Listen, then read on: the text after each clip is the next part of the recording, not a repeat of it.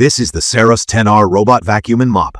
It's shaped like a low, sleek disc, just over 3 inches tall, in a smooth black finish with a rounded profile.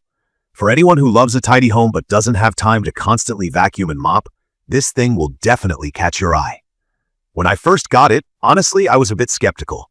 Most robot mops and vacuums I tried before have let me down in one way or another. But I've spent the last week living with the Saros 10R in my own apartment, and my quick review is going to be honest. I'll focus on what it really does well, a few things that bothered me, and try to explain the basics for folks who aren't robot vacuum pros. Holding the Saros 10R, the first thing I noticed was its ultra-thin, premium build. That 3.14-inch height means it actually glides under my couch, bed, and the dining table with no trouble. It's a big improvement over other models that always get stuck or leave dust bunnies hiding in hard-to-reach spots. When it comes to looks, this thing is exactly what I expected from Roborock. Slick, modern, and solid. It doesn't feel like a cheap plastic gadget. The rounded disc shape and low profile also mean it just blends into my living space, and I don't mind it sitting out when guests are over. The charging and self-cleaning dock is bulkier than the robot itself, but it's pretty good looking with its glossy surface. It holds all the magic that makes the hands-off cleaning happen, so I can forgive it taking up a little extra space in the corner of my kitchen. From my experience setting up the Saros 10R, the app walks me through everything, connecting to Wi-Fi, choosing my room types, and drawing virtual boundaries.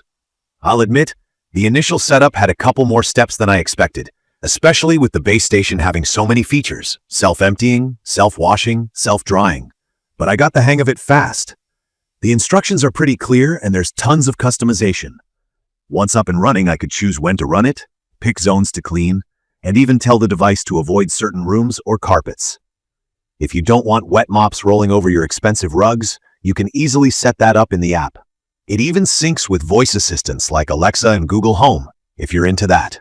Let's talk about performance, because that's where the Saros 10R makes a difference for me.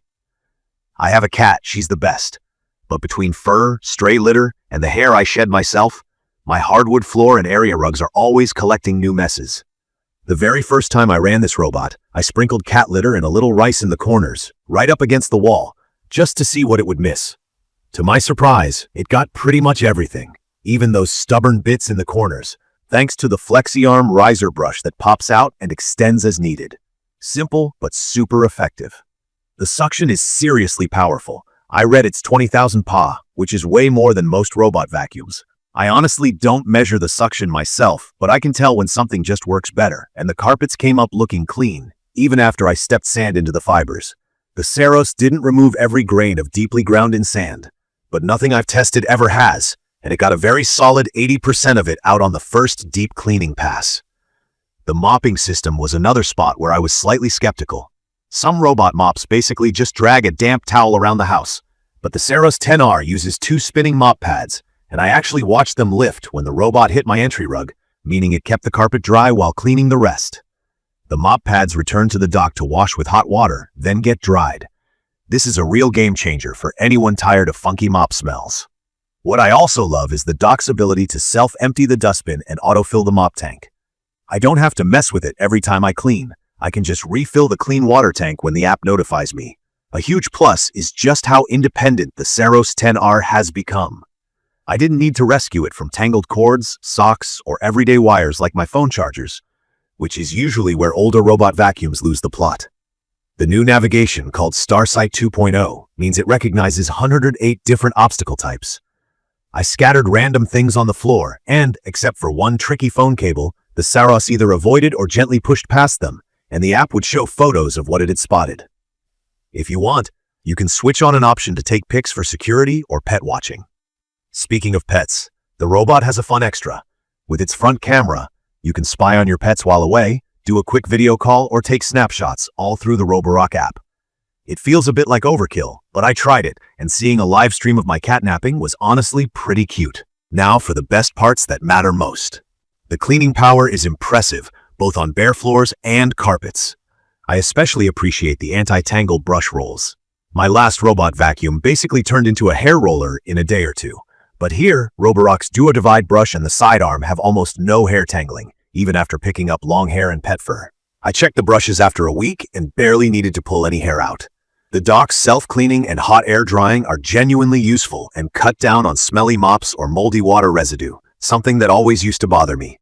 If you hate vacuum noise, this robot is the quietest I've tested. During regular cleaning, I easily watch TV in the same room.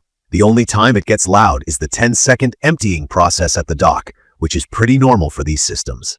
It's over fast and not something that would keep me from using it. The app, in my opinion, is best in class in this category.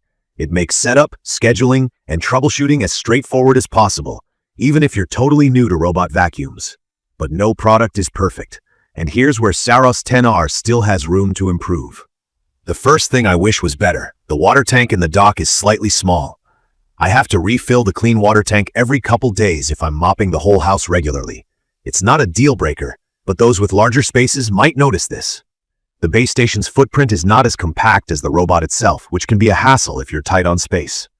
Also, the very first setup involves a lot of steps, choosing Wi-Fi, drawing rooms, learning all the options. I can see this being a bit much if you want to just plug and play.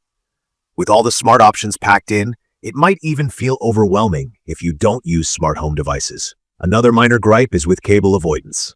While the robot navigates most obstacles impressively well, power cords, especially thinner, loose cables, can still trip it up. I had a phone charger on the floor, and the robot did tangle with it once. Though to be fair, no robot vacuum I've used has completely solved this problem. From my experience, the Saros 10R offered the most hands-off, reliable cleaning I've seen so far. Being able to set it, forget it, and come home to spotless floors, no pet hair tumbleweeds, no food crumbs, no sticky footprints is really satisfying. The mop actually cleaned up a big soy sauce spill and even went back to the dock mid-clean to wash its pads before coming back to finish, something I've never seen from another robot vacuum in my home. In conclusion, I'd recommend this for anyone looking to reduce daily cleaning chores, especially if you have pets or kids who make a constant mess. It's perfect for people who are tired of digging hair out of vacuum brushes or dealing with half-clean floors after every robot pass. If you're ready for a little learning curve with the setup, or just want to automate mopping and vacuuming as much as possible, the Saros 10R will pay off. It does what I need a robot vacuum and mop to do: keep my apartment fresh and clean with very little effort on my part.